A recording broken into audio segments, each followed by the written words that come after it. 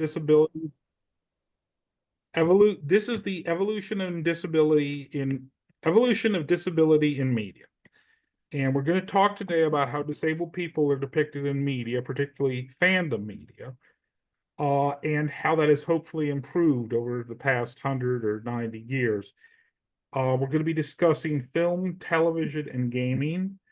Can everyone, is everyone in Discord able to see the Zoom and see the slideshow?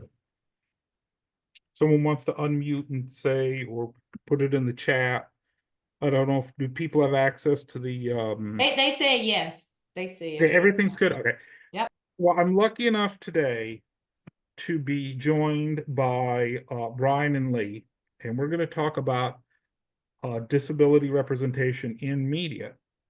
I'm going to talk a little bit about visual impairment, then something I know a lot more about, mental health depictions, and then I'll turn it over to Lee and Brian for their picks, and then hopefully have some time for questions and comments at the end. I'll be paying attention to the time here, if I can. Anyway, hold on, I'm gonna grab this phone just to see. Oh, it's already run away. So we need Brian, Lee, if at any time while I'm talking, if you have a comment on what I'm saying, go ahead and chime in, and then we'll have some time at the end. I will warn you, this panel will contain some spoilers. So anyway, going on. Okay, visual impairment. Hopefully everyone can see the slideshow.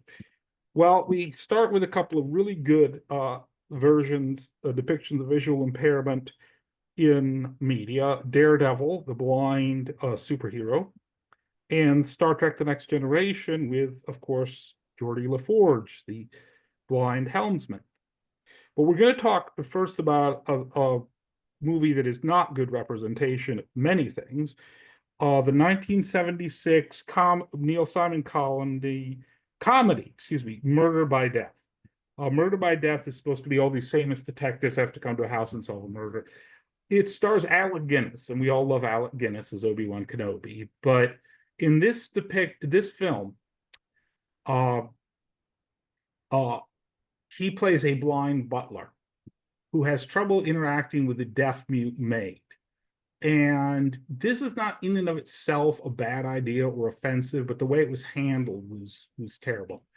And this film is offensive not just for that. They have one of the detectives that shows up as a satire of Charlie Chan.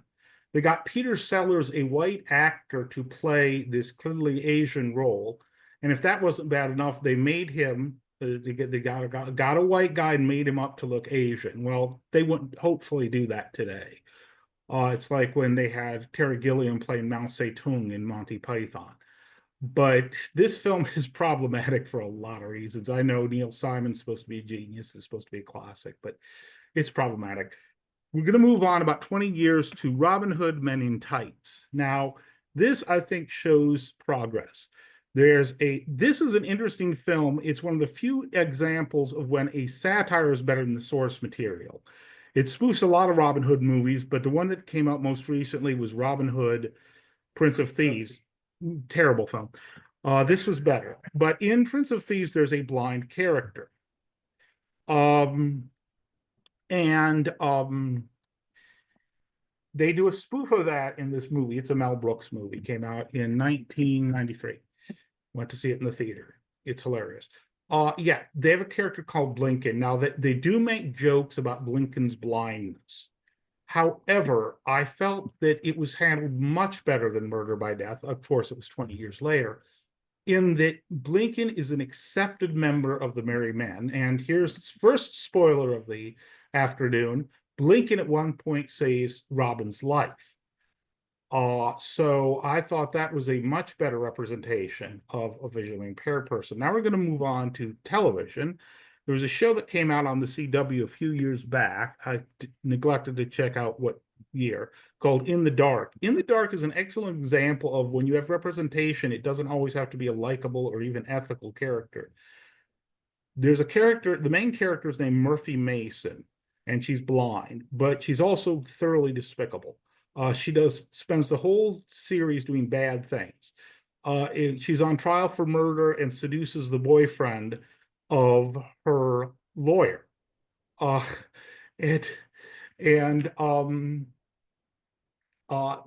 this is an example though of representation is good even if you don't like the character. So let's see. It's okay. That only took 4 minutes. Lee, Brian, would you like to weigh in on visual impairment representations before we move on to mental health? Oh, Lee, I can't hear you for some reason. Oh, sorry. I said I'm muted. No, we're not. Oh, I don't really have anything. I don't know. Do you, honey? Not as much. I mean, I think when we got into like Star Trek Next Generation, I was glad that they had someone that was blind on the show. I thought that was probably the start of the vision impairment, I thought. I did just think of one thing. I don't know if anybody's ever watched The Nanny with Fran Drescher, but the guy who played in Seinfeld, the main character, Alan something. Oh yeah. I can't remember his last name. He actually appeared on The Nanny as a blind person.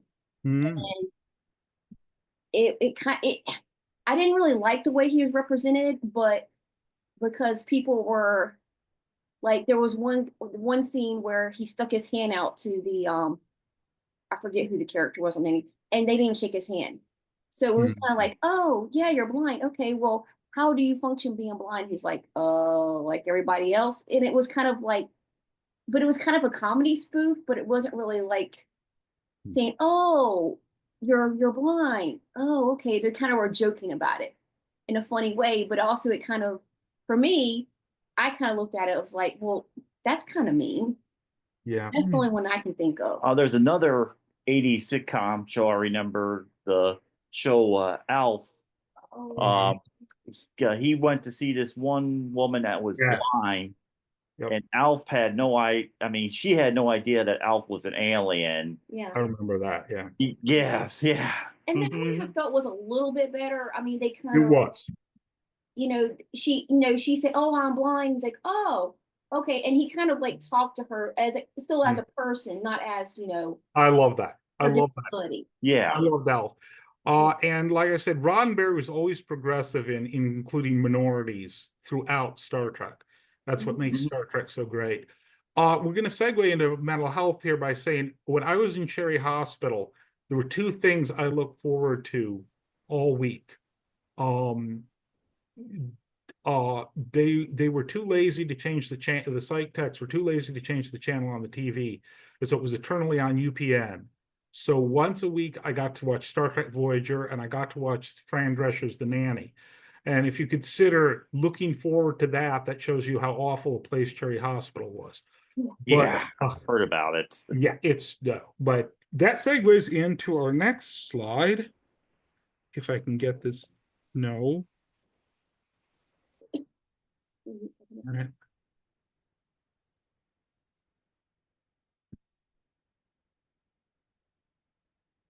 There we go.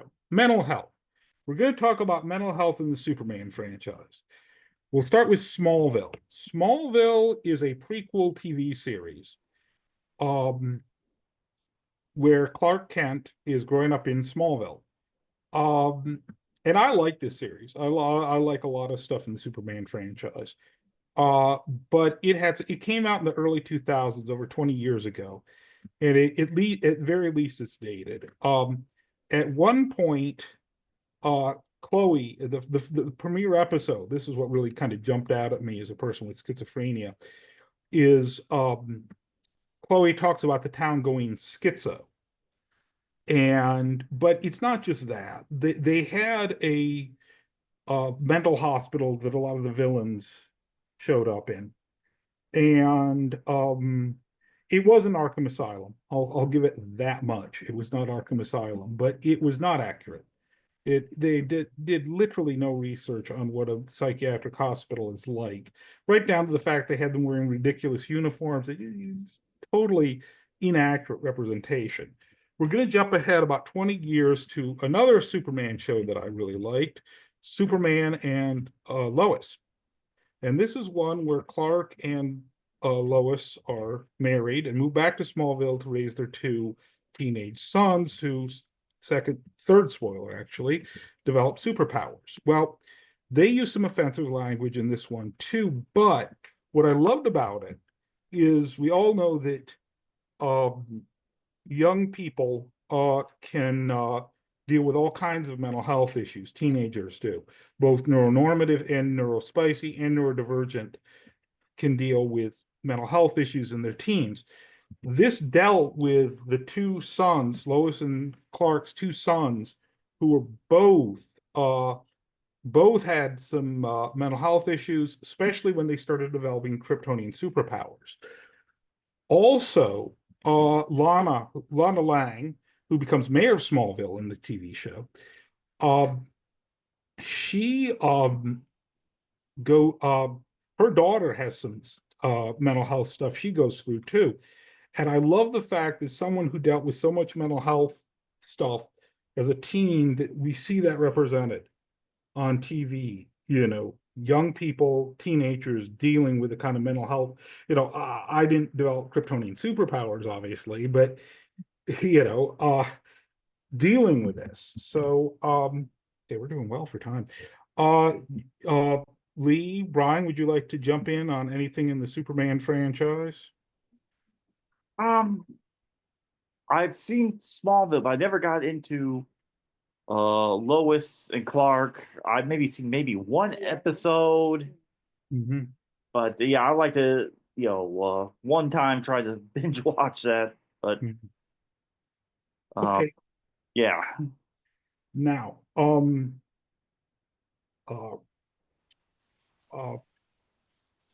okay, cool. Did you want to say anything about Superman, Lee? I know.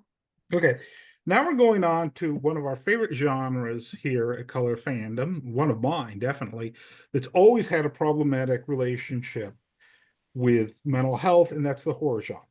We're going to start with one of my favorite things to do, horror gaming. And we'll start with Call of Cthulhu. Call of Cthulhu is one of my all-time favorite games.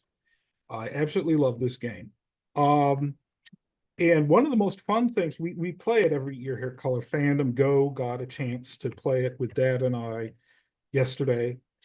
And actually, one of the really fun parts, gives you a chance to do role playing, is when your character goes insane.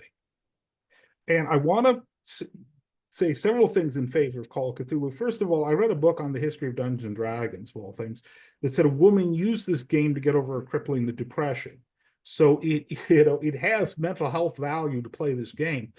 What you got to remember is this game came out in 1981, and the game designer was named Sandy Peterson. He was not trying to replicate real mental health. He was trying to replicate the way mental health is portrayed in the works of H.P. Lovecraft. And we could do a whole panel on all the problems with Lovecraft. But on top of being a despicable racist, Lovecraft clearly had some neurodivergent stuff going on. Yeah. He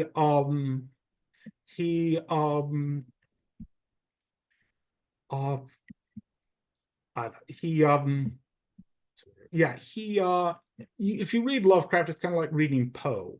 You get immediately, this dude was seriously depressed. Okay. But the thing is, I understand why he was depressed.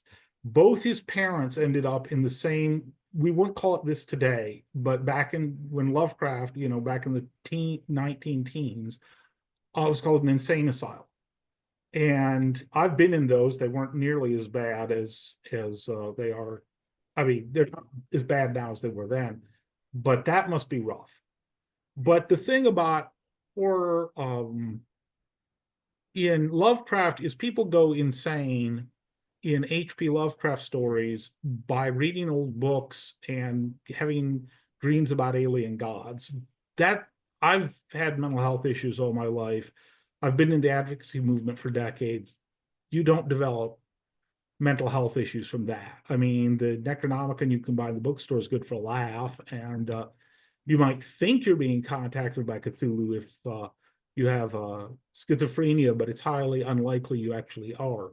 And so what they did with this game is to try to recreate madness is portrayed in Lovecraft rather than the way it actually is. And for that, they 10 out of 10, they got it right. It's certainly better than some games. We have a slide up here. This is Beyond the Supernatural from Palladium Games. Palladium Games are a lot of fun. They put out some good games, Rifts, Teenage Mutant Ninja Turtles. I just kickstarted the second edition of that one. I got the first signed by Kevin Eastman at Comic-Con. They've put out some good games, Beyond the Supernatural. And some of the things in the games are really good. The alignment system is better than Dungeons and Dragons, in my opinion. The problem is their mental health system is terrible. I mean, in Rifts, you can play a group called the Crazies, but that's not even the most offensive part.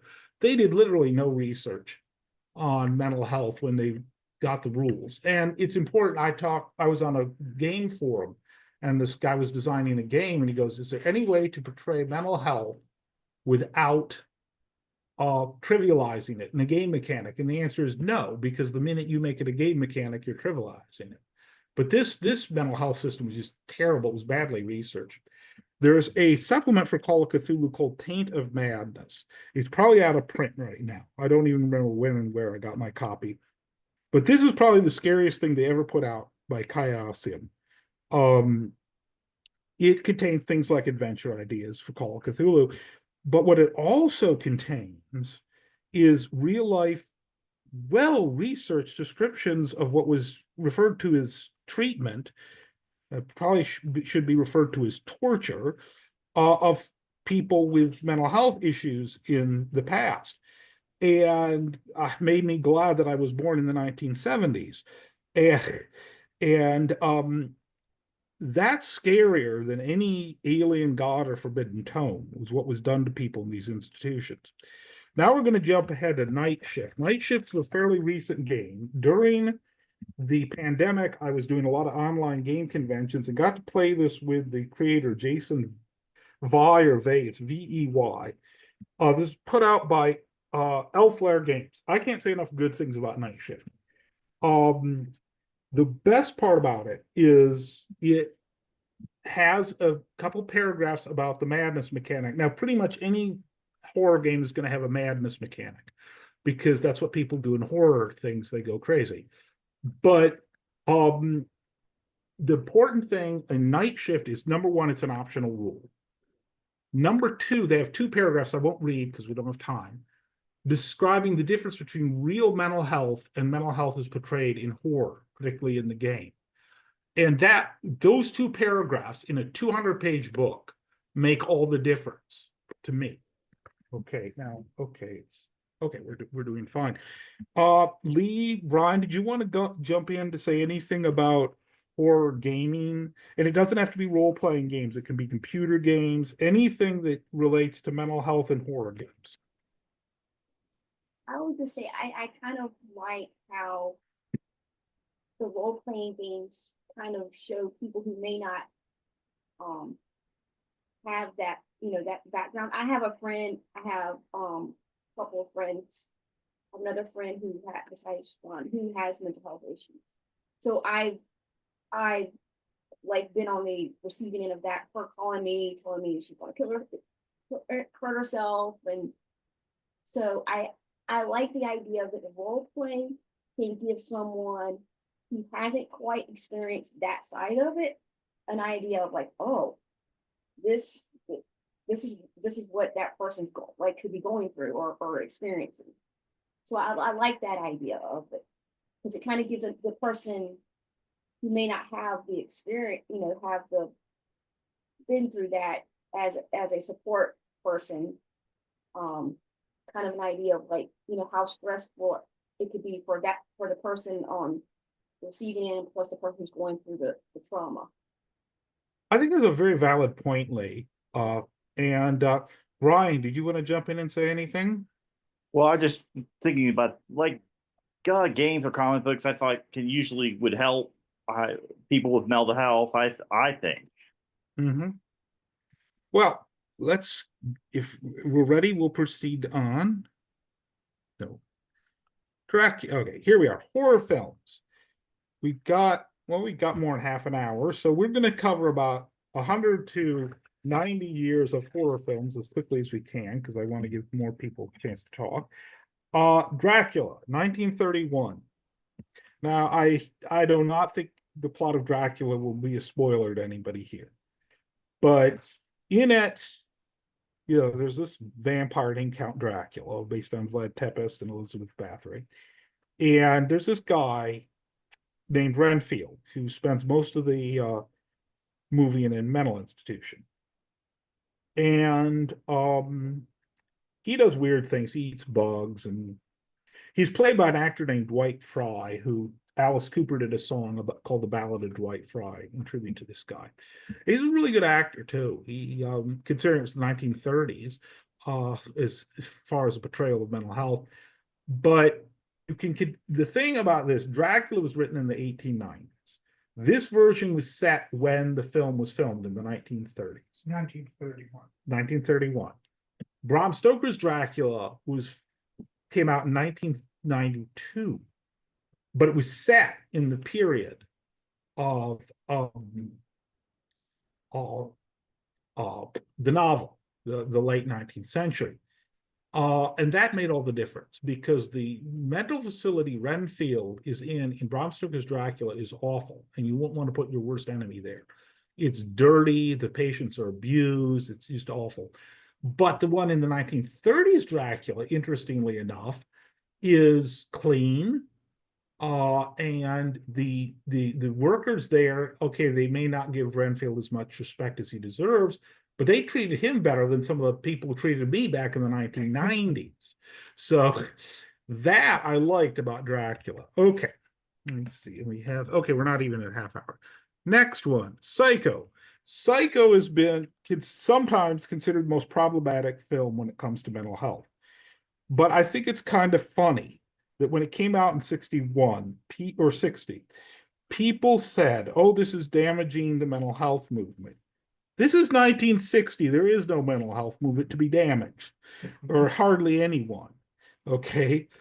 I remember when they did the remake in 97, 98, and then there was a thriving mental health advocacy movement that I was proud to be a part of. But people were so upset they were making a remake of Psycho. And I kind of felt, if they want to make a remake, make a remake. It doesn't bother me that much. I like the original. I can't believe I defended that. When it actually came out, it was so bad. One of the worst films ever. It's like, I defended their right to make this crap. But they kind of redeemed themselves with a prequel TV show that Deborah and I love. Dad loves it too. Dad just got me the DVD over the holidays, the first season, Bates Motel. And this stars Freddie Highmore, who's one of my favorite actors. He's exceptional. And he's British, but he got an American accent for the show. He was great. And yeah, okay, another spoiler, Norman Bates becomes a serial killer. But the thing about Bates Motel is, yes, from the get-go, Norman Bates becomes a serial killer. But you really like the Norman and feel sorry, you feel empathy for the Norman character the way Freddie plays it. Okay, now we're going to something even better. If I can get Let's Scare Jessica to Death, 1971. Let's Scare Jessica to Death would be a remarkable, revolutionary film if it came out today. But 1971, this is more than 50 years ago. It was before I was born. But I'm so glad I've seen this movie. Let's Scare, I'm going to spoil it a little, and I hate to because it's such a good movie. Almost always, when you see a mentally ill character in a horror movie, it's the killer. It's the slasher. And sometimes they have real cop-out explanations for why I love Dario Argento, I love Giallo, but like in Deep Red, Argento says, well, why is the character killing? Well, he must have schizophrenia. Well, people with schizophrenia are less likely to kill anyone than neuronormative people. Most people with schizophrenia hurt themselves. They don't hurt anybody else. So there's a trope especially in slashers, that the character who kills people is crazy. Let's Scare Jessica to Death, the main character is the one with mental health. To have the mentally ill character not be the killer, but be the final girl, would be revolutionary today. But this was over 50 years ago. So I cannot recommend this film enough. Now, a film I didn't like as much. American Werewolf in London, This movie is considered a classic. However, I did not like the way suicide was dealt with in the film. And but then again, Pippin is considered a classic. I didn't like how they handled suicide in that either. Now we're going to move beyond. From Beyond. This is the second film Stuart Gordon directed based on an H.P. Lovecraft story, starring Jeffrey Combs and Barbara Crampton. And I was lucky enough to meet Barbara Crampton at Fear Fest. She's awesome. My dad, as a gift this Christmas, got me a complete collection of Lovecraft, and I reread. This one's essentially a flash story. They really had to, expand it for the movie. It's a good story. It doesn't contain some of Lovecraft's trademark racism. And the cool thing about this movie is it made Lovecraft turn over in his grave, because one of the most likable characters is a black man. But what is interesting, Barbara Crampton and another actress, who I don't remember her name, both play psychiatrists dealing with the treatment of schizophrenia. Well, there were in the United States, there were no effective treatments for schizophrenia in 1986. I can personally attest to this. The medicines that were effective hadn't been approved yet. But they both have radically different, they work in mental hospitals, radically different theories on the treatment of schizophrenia. However, what comes through in the movie, at least at the beginning, before all the weird stuff starts happening, is how much they care about their patients with schizophrenia. They are going out of their way to find ways to help their patients. And they get in a knockdown, drag-out argument over the best way to help their patients with schizophrenia. Okay, we're going to jump ahead about 20 years. The Rob Zombie remake of Halloween. A lot of people hated this. I'm not one of them, but a lot of people hated this. I liked it, but I often like remakes. It did something that drives some people crazy about remakes, is giving the character a backstory. And they give Michael Myers a backstory. Now, in the original Halloween, the character Dr. Loomis is played by the late, great Donald Pleasance. But the thing, by the time you encounter Michael in the first Halloween movie with Jamie Lee Curtis, he's already a mindless killing machine. And Dr. Loomis isn't really concerned about helping him, he's concerned about stopping him. This version, Dr. Loomis was played by Malcolm McDowell, who's another exceptional actor. But in this version, Michael starts as a teenage kid, and he ends up in an institution before, he puts on the mask and becomes a mindless killing machine.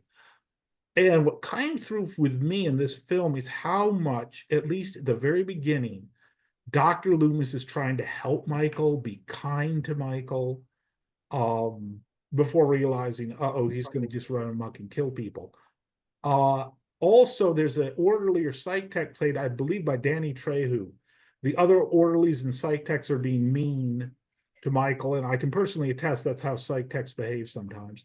But that could be a whole panel in and of itself. But this guy sticks up for Michael, and that meant so much to me. Now we're going to go ahead to this decade and talk about films I can't say enough good things about. And these are Smile, Imaginary, and Bodies. Now, Imaginary is not a perfect movie. These are all films, by the way, I saw through Color of Fandom. So thank you, Deborah, for exposing me to these movies. But what I liked about Imaginary, there are two different neurodivergent characters in this story. Neither one of them is the serial killer. And I thought, considering it's a horror movie, they were well portrayed. Bodies. What I liked about Bodies is that there's multiple characters with mental health issues. And I'm trying so hard not to spoil Bodies, because it has such a great twist. But it turns out none of the characters with mental health issues is the killer. And that's all I'll say, because I really don't want to spoil it any more than that. But many of them have mental health issues, substance abuse issues. One woman's a caregiver to a mentally ill mother. And so it just shows how far we've come to have characters like that who aren't the killer. Smile, I can't say enough good things about Smile. because when we watched it was years ago, Amy was warning me, that part of this takes place on a psych ward, John, it might trigger you. Not only did it not trigger me, it impressed me because it was the first time, and we're going back to 1931 with Renfield being an institution. The first time in movie history, I saw a mental hospital that looked like a mental hospital. It wasn't like the one on Smallville. This one actually, it's like, I don't know how someone obviously had been to one of these. I don't know how, but it looked accurate, and they'd done so much research for this film. They knew exactly which medicines were prescribed for which condition. Okay, generally that knowledge is limited to doctors, patients, advocates, and family members.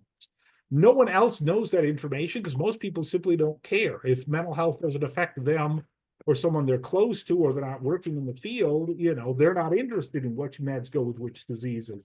That a filmmaker would do that kind of research and portray it that accurately, it's like, wow, look how far we've come.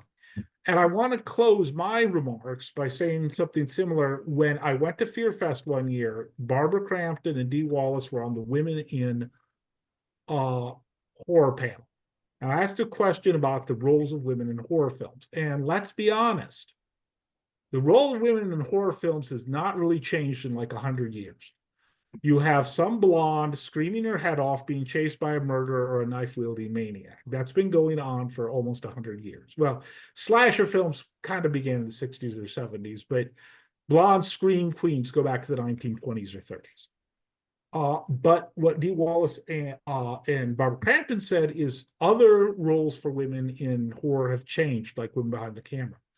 I'm not saying get rid of the crazy slasher, because the crazy slasher is kind of part of the genre, or within the Cthulhu mythos, the person who reads the forbidden book or dreams about Cthulhu going crazy. These are kind of tropes I don't see going anywhere. But let's have more of the let's scare Jessicas to death, or the imaginaries, or the bodies. Let's have neurodivergent characters in horror who aren't the killer. Let's do another Let's Scare Jessica. I don't know if they made a remake of that, if it'd be any good. Remakes are a mixed bag at best. But let's have more mentally ill final girls, like Let's Scare Jessica to Death. Let's have more, bodies, or imaginaries, where we have mentally ill characters who aren't the killer, who you like, who you sympathize with. Okay. We've got 20 minutes left, so I'd love for Brian and Lee to jump in here about talk about either horror film or just disability representation in general. Okay, well, this right here, sorry, I'm getting my niece is texting us. This right That's fine. here is Dr. Sean Murphy. It's called The Good Doctor. I Mhm. won't say it. So he's a doctor who has autism. Now, with autism, it ranges like it's what they call a spectrum. So Yeah.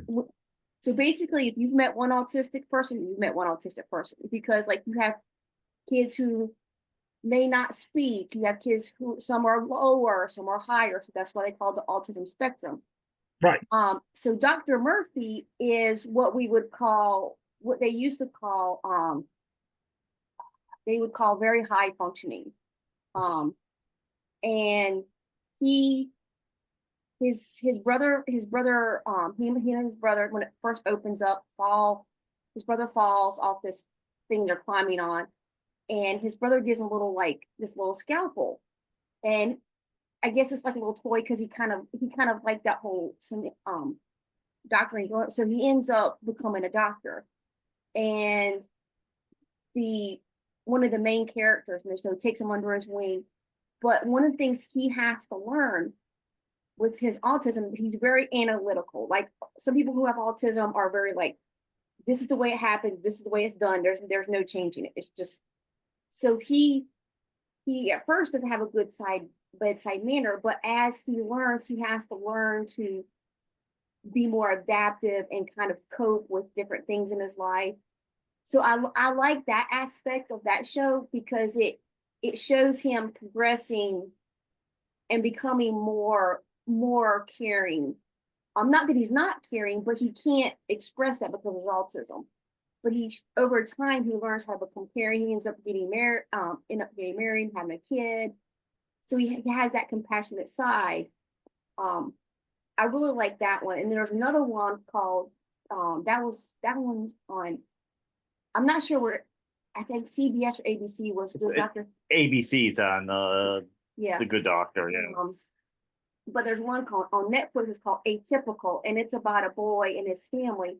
The sister is like normal. He's autistic, and his thing is some autistic people have things. We call it stimming. Some you'll see will do like I'm not going to demonstrate flapping their hands. They'll wave their hands. They'll kind of rock back and forth. That's their coping mechanism. But some have things that they stem on, like in Atypical, this kid knows everything about penguins. Like penguins is his thing. And he has to learn it takes place with his family. So his family has to learn how to deal with him. And how do they deal with him on, when he's learning to go to new places, how do we help him cope? So that I like that one because it's showing how the family copes and how people at school have to like, because he's not self-contained, he's mainstream, and again he's what we call Asperger's. They don't use that term anymore, but that would be like a very high functioning person. And he has to learn how to adapt into society and go into society with the autism, and people around him have to learn. So that I really like those two in particular. And one other one that I like back in the day, the Cosby Show. I don't know if anybody watched that. The main character Theo. Yes, yeah, Theo. Yeah. They actually found out in the show because he kept getting bad grades. Like, why are you not studying? Why? It actually turned out that he didn't have dyslexia. Which, I mean, back then, like, because I grew up, I was diagnosed with dyslexia. And back then, he was like, oh, you're stupid. I'm not going to say the word, but the R word, for those who are out there who. Watch if Scott called that. Yeah. Yeah, it's more of a hurtful word now. It's very derogative word to say now. Yeah. They looked at and you. with good reasons. Yeah, they looked at you like, oh, well, you're stupid, you're dumb, you just can't learn. And so for that, in that early moment be thrown out there, I really appreciate that because it brought that to the attention, like, oh, okay, well, he just learns differently. He's not stupid, he's not dumb, he's not, he just learns differently. Well, here's the thing. I think a lot of people got called the R word, including some people couldn't distinguish. Some people today can't distinguish between an intellectual disability and a mental health issue. So if you were mentally ill, and that by the way, that was not limited to the 80s. I mean, I was in college in the 90s getting called that word because I was mentally ill. Yeah. And that's the thing. Like, you may not like when people meet me, like I don't come across as like, oh, I'm trying to like change the term on instead of saying learning disabilities or disabilities, learning differences, because because people, I learn different. Like one thing my mom said to me when I was young, of course, this is back before Apple computers were popular. She would say to me, you're an IBM computer living, you're an IBM, wait, you're a Macintosh computer living in an IBM world. Because I take the information in, I process it, and then I have to spit it back out to you in a way that you can understand it. And so that's where a lot of people don't realize we just learn differently. And I still feel like shows need to be a little more especially when it comes to autism, because like every show I've seen with autism, it's the high functioning. What about the ones who are lower? I think there needs to be more diversity. Yes.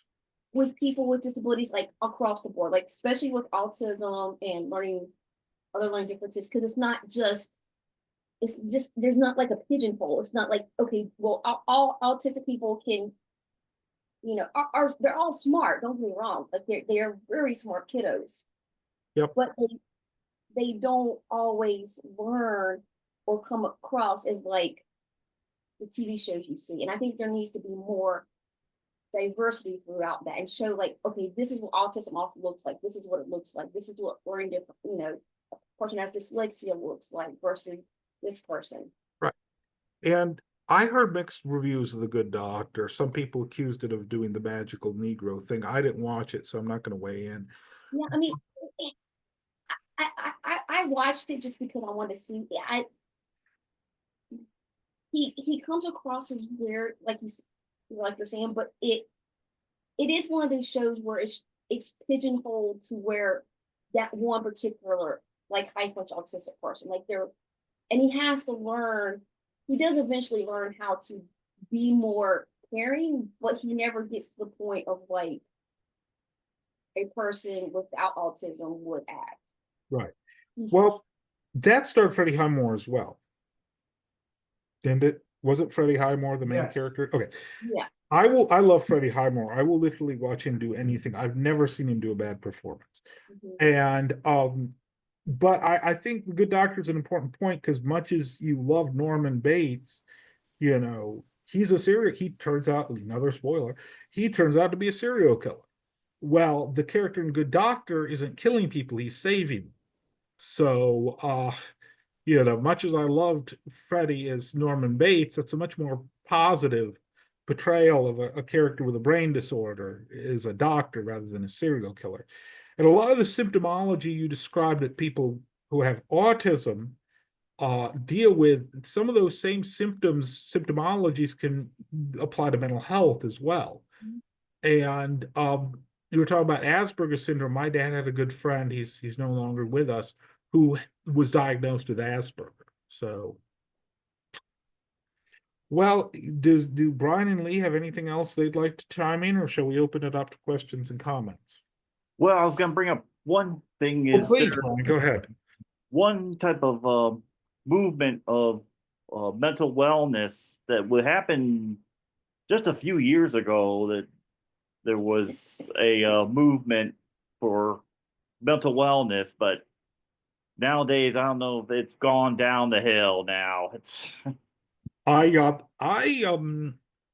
Yeah, well, everything in this country's gone down the hill. Oh, yes. Especially for marginalized people.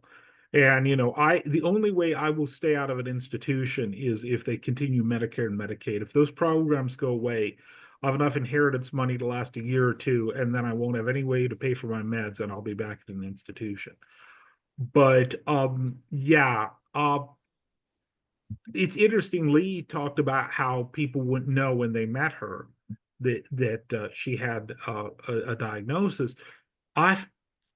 Anytime I self-disclose to people that I have schizophrenia, people are like, "Oh, I wouldn't know it to talk to you."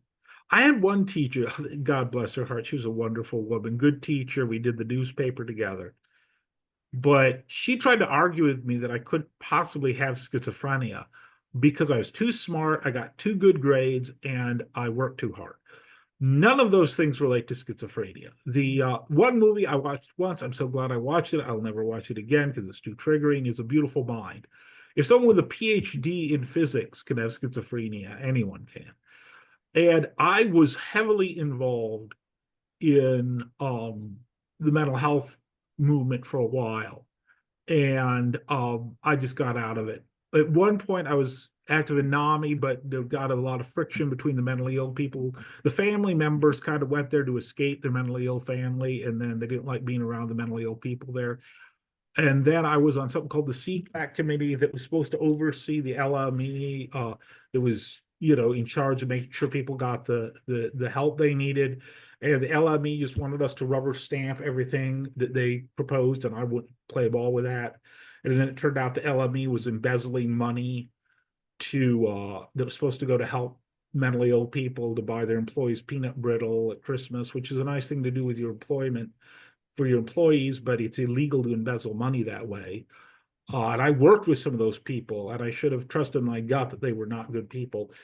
And then I was in a consumer advocacy group, and the people there thought it was Game of Thrones. They were all playing dirty politics. And it did, you know, they were trying to get certain people fired from their jobs for no reason. And I was like, this isn't helping anyone. No one with a mental health issue is being helped by this foolishness. And I just got disgusted and decided I had better, and I got sick too, but better uses of my time than being involved in all this nonsense, which is sad because there needs to be movements to help all disabled people. But when you have to deal with all that nonsense. Okay, we got 8 more minutes. Is it okay? Okay. Is it okay if we just open it up to questions and comments now? Is that cool? Sure. Yes. Okay. Okay. Okay, I've gone ahead and unmuted the my mic, so if you all have any comments or questions, you can just say them out loud. Yep. Comment. Or type them in the chat. I can see the chat too. Okay, so can y'all hear Deborah? She was talking. Can y'all hear me? I could hear Deborah. Sorry, Deborah. Do you want to try again or type something in the chat? Go ahead, So Deborah. you can't hear me? I can hear you now. Okay. I'll try to go through these comments real quick. fine. Leland had me think of this show that I loved. Unfortunately, it got canceled after two seasons, but it's called Touch. It was on Fox. It starred Kiefer Sutherland, but in it, his son is nonverbal. He's a nonverbal autistic, but he can communicate through deciphering numbers, and it almost puts it like he is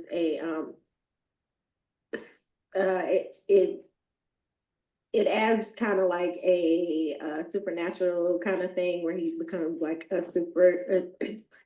a real world type superhero where he can help other people using deciphering the numbers.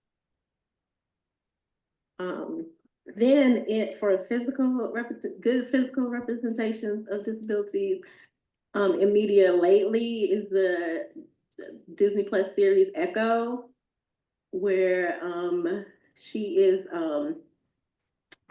deaf and she lost her one of her legs, and she's a superhero. And then in the Walking Dead franchise, they have a character who is deaf in real life, and on set and in the show, they really display her deafness really well. And then they actually learn sign language in real life, and on the show it's depicted really good. Now, Deborah, I know you love Walking Dead. Isn't it true that some of the zombie actors on that show had disabilities as well? Yeah, they use when they put the call out for it for ones that don't have certain limbs.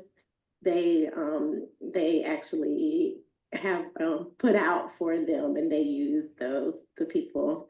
One of the And then go ahead. One of the things I loved about Walking Dead is they used actors to play zombies. I felt the zombies or vampires or whatever in I Am Legend were so cheesy because they were CGI'd and weren't scary at all. And it's one of the reasons that won the MST3K, that movie. Will Smith is brilliant in it, but I love the old school zombies like Night of the Living Dead or Walking Dead, or where it's people playing the zombies. It makes it so much scarier. We were talking about 80s sitcoms. One that immediately came to mind, Different Strokes, where Arnold befriends the little girl in the wheelchair. Anyone else have comments or questions? We still got I 4 do minutes. have a question for you. Sure. A question for you too. So I love Split, but I do know there was some discussion about the mental health depiction of James McAvoy's DID in it. So what did you think of the movie? What? I'm not even sure I saw that. Oh, okay. As Brian and Lee, did you see Split? Or probably not because it's a horror movie, but yeah, I it's should. Maybe I should watch just to see how I feel about the representation. okay. Well, we could. Yeah. Okay. Cool. Well, I mean, we still have 3 minutes left. If anyone else has anything they want to talk about as far as disability representation to media, I think panels like this are important. I'd be happy to do this at any other convention in person that I'm going to attend. And I think it's important to realize, yeah, we still have less than perfect representation, but look how far we've come. Yes. The other Well, we thing was to gonna remember is even when you're talking about something that's almost 100 years old, like Dracula, you still sometimes had good representation.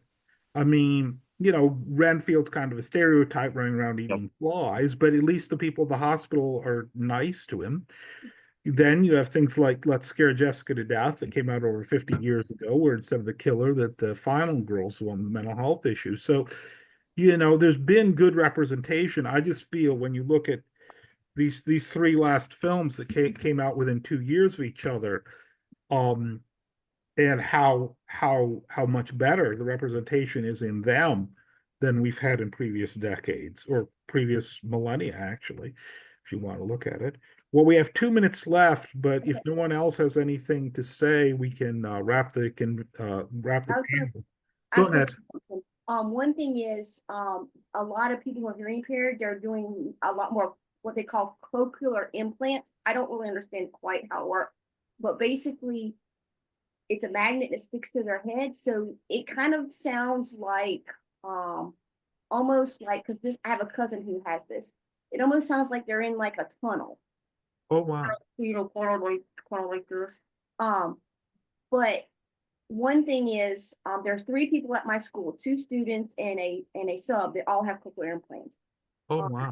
And one thing I was talking to one of my coworkers, and her son has it. She said, if you guys ever see, if you're curious about it, ask. Don't just sit there and stare, because it kind of like it educates people. Because some people are scared to ask. She says, no. Her son's like kindergarten. And she said, please ask. And so if you guys have anything, some people say, oh no, I'd rather not talk, but kind of like engage. If you see a person with a disability, even if they're in a wheelchair, they're nonverbal, just say hi to them. Try to include them in your society. If you're curious about cochlear implants, we have one guy in our meetup group, Sci-Fi, Yes. who has it. They're very willing to share, because that's part of who they are. So don't be scared to ask questions. And if the person says, well, I prefer, I appreciate you showing interest, I prefer not to talk about it, and that's fine. But don't be afraid to ask someone, because it helps them feel like you're including them in society. Okay, Yeah. you all, we're gonna have to wrap up. We have a panel that starts at 2 o'clock. Okay. That is waiting to get in, but I just wanted to thank you so much. This panel was excellent as always. Thank you so much for doing it every year too. It's a Thank you, big Deb. job, Thank you, and y'all Donna. do it very well. Thank you, Donna, and thank you, John, for putting it on. Yes. Okay, and I'm stopping the recording now. All right.